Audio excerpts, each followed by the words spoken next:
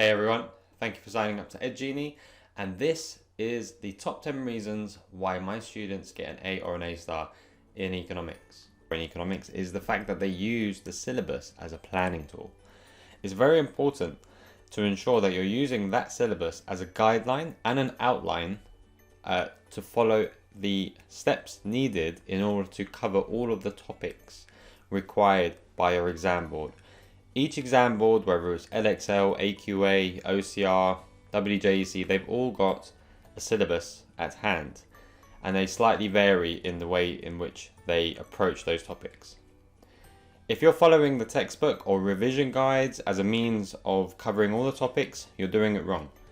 Always use the syllabus to ensure that you're able to cover all the topics throughout the year, to make sure that you have all areas in the know and also ready for your exam, because the exam can ask questions on any aspect of that syllabus.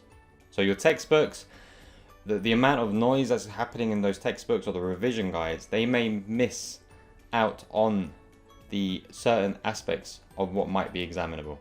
Alright, so make sure you follow the syllabus and not anything else. So syllabus is king here. Number 2, my students understand economics naturally and holistically. What I mean by naturally is throughout the year, they will work hard, they will do their homeworks, they'll answer questions, etc. They'll read the news, they'll talk about it with their family and friends, they'll talk all things economics. Making sure that you're understanding each element of the syllabus, each topic, i.e. demand and supply, making sure that you're understanding the different factors that influence each topic, the causes, the effects, making sure that you understand everything around it means that you'll be able to approach questions and approach topic areas with ease. So when we're explaining things in the course, or explaining analysis and evaluation points, students will understand those topics much easier. So it's very important that when you're going through economics, you're not just learning and revising, you're also understanding. Okay, encompassing economics as a whole is key here. Every single part of economics is applicable to each other, especially in macro. Alright, so make sure that when you're looking at certain topic areas, you're trying to see what other parts of the syllabus or topic areas I can apply that to. Alright, remember, try to understand economics naturally as well as holistically. The third reason why students achieve an A or an A star is the fact that they work consistently hard throughout the year. If you think that the last 2 months, March, April, May, you'll be able to revise and cram everything in and get that A or A star, no. It's very difficult to do so because you'll be cramming in 2 years worth of work into those 2 months. That doesn't work. It also doesn't work where you show increased enthusiasm in the beginning of the year, and then let's have a break during Christmas, let's have a break during the half terms, Easters, etc. No. Those Christmases, those Easters, those half terms, they're the times in which you win economics. Okay, that's where you do the most work. You catch up on all your notes, you make sure that every week that you're writing notes on your homeworks, you're going through the topics outside of school. Alright, it's not, don't just listen to your teachers, because the teachers have hundreds of students to review and to help out, and it's impossible that 1 or 2 teachers can cover that amount of students in one go. So take it upon yourself to do economics notes, knowledge, make sure that you've got the notes ready every single week based on new topics. Okay, so you're constantly learning. Alright, so it's a continuous improvement throughout the year that you need, instead of cramming it within 1 or 2 months. Because what will happen is you'll just have atrophy, where if you learn a lot too soon and then you don't do anything after, you'll feel complacent, and therefore the knowledge will drop off. If you learn things too late and you understand topics too late, you won't have enough time to do exam practice. So consistently throughout the year and the 2 years, AS and A level, make sure that you're working very, very hard for that. Supplement your learning with real-world application. What do I mean by this? One of the pillars of success in economics and the requirements of the exam boards is having application. What that means is knowing what's going on in the world today, before, and what you think might happen in the future. Application is all about knowing about different industries, understanding the car industry, the manufacturing industry, the financial services industry, the insurance industry. What's England, what's the UK good at? What's Scotland good at? Are we exporters, importers? What's the amounts? What's our budget deficit to GDP figures? Do we have a lot of debt, and to whom? What's going to happen with Brexit? What has happened with Brexit? Okay, it's very key that you understand all of these kind of real world topical areas. Otherwise, what's the point of learning economics?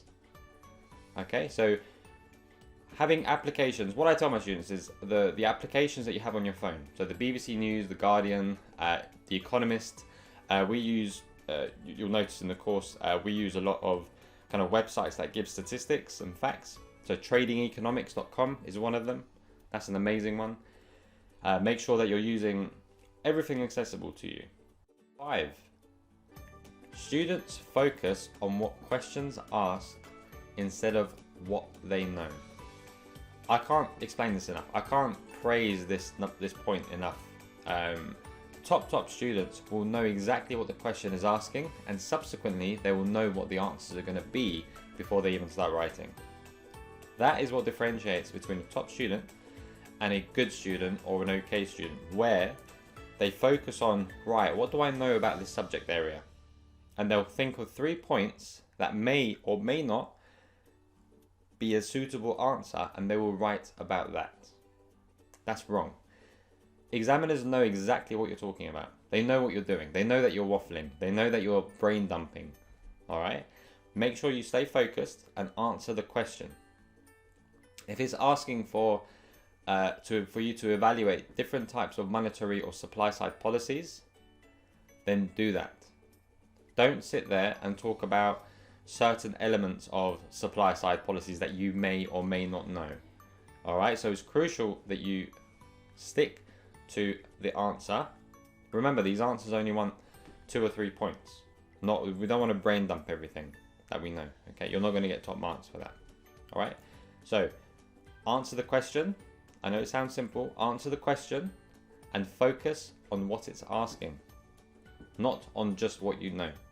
If you don't know the answer, write something very close to what you believe will be the right answer.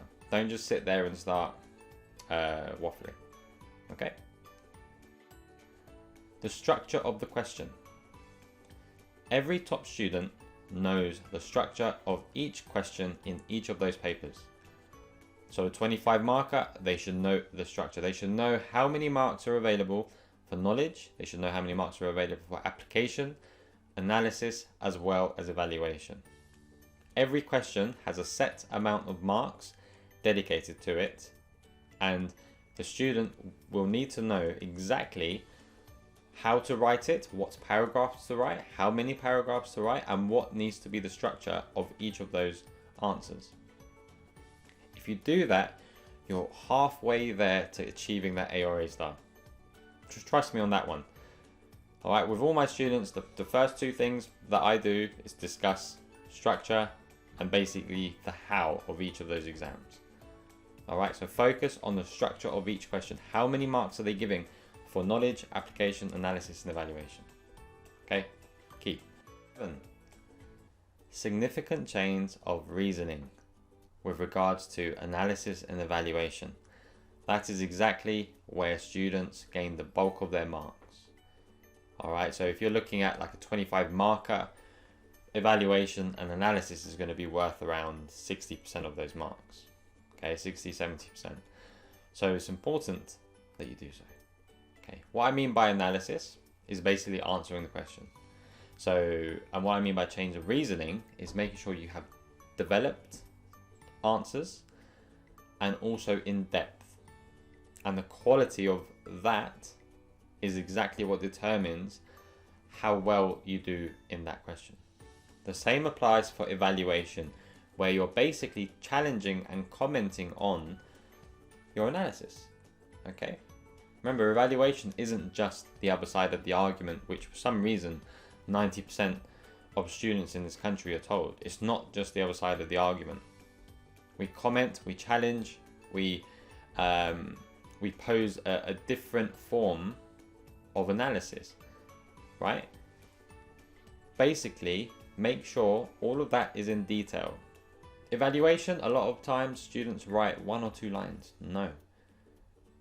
Okay, for the 25 marker, we have around 9 marks available for evaluation. So why would we write 1 or 2 lines when the bulk of our paragraph is analysis and application? So make sure that the analysis is just as bold, just as detailed, just as in-depth as that analysis is. Okay, because that's where you're going to get that A or A star. And that's where examiners concentrate on. Alright, remember, significant detail when you're writing your analysis and evaluation. They consistently practice exam questions throughout the year. What I mean by that is these students don't wait until the last month or 2 months to practice the exams. You remember, you've got 3 papers to do. And remember, you're also studying 3 or 4 other subjects. So it's going to be very overwhelming when you think you're going to try and practice exam questions all scrunched up into 1 or 2 months. It's impossible. So what I advise is make sure every time you go through a topic, every time you learn something new, you go and find questions based on these exam topics. Alright, so for example, if you're in year 13 and you've gone through monopolies and oligopolies, right, and you've just understood the consequences of a monopoly or an oligopoly and how it applies to the real world, etc. Why don't you go and do some exam questions on that? That's very important for you to do so. If you do that, then you understand what kind of questions will keep cropping up, because questions do slightly repeat themselves just in a different context. Go and practice data response. Okay, so make sure that the crux of your year relies upon exam practice throughout. Top students incorporate diagrammatical analysis. What I mean by that is, don't do what most students do. They'll draw a diagram and then write a paragraph about the diagram and then they'll write their points. No. Top students, A or A star grade level, will basically analyze utilizing that diagram. They're not 2 separate things, because we need to use that diagram as evidence to back up our analysis or evaluation, even better. Okay, so make sure you're using the diagram incorporated with your analysis as well as your evaluation. Why do we do this? Is because we're using that diagram as a basis or as a tool to explain our points. Alright, and that's what examiners love. Alright, it's very key that you do that. Alright, remember, don't separate diagram and analysis and evaluation. Make sure that you're using that diagram as a tool to develop everything else. Our final point, don't forget about the small marks. You have 3 papers. Okay, these small mark questions, 2 markers, 1 multiple choice, the 3 mark explanations, the 5 markers, the 4 markers, the 9 markers, we forget about them. Why? They add up to a significant portion of your final grade. Literally, you should be getting full marks in these sections. Okay? And that's exactly what we work on in this course. So make sure that you're operating at that 4 mark capacity up until you get to those big questions. Because it's very difficult to get full marks on a 25 marker than it is to get full marks on a 4 marker or a 5 marker. Wouldn't you agree? So make sure that throughout the year, again, you're practicing these small mark answers, i.e. consistently doing multiple choice questions. Because what those multiple choice questions do is they actually give you a base for understanding the topic. And if you're sitting there and getting, say out of 30, you're getting 15, 10, 15, 20 even, you basically don't know your stuff. So you're giving yourself less chance to do well in the essay questions and the data response questions than you are in the smaller questions. Okay, so make sure you focus as well on small mark questions. That's it, guys. That's the top 10 reasons why students tend to get an A or an A star.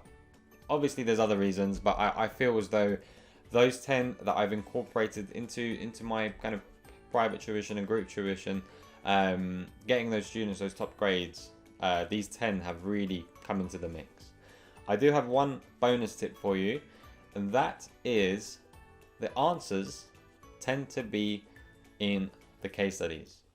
When you're doing a case study question, like a data response, and you've got context that you need to follow and read throughout your papers, all right, sometimes they can be quite chunky in your paper 3s, for example. The answers are there 95% of the time. I don't know why students decide to not use the context to find answers.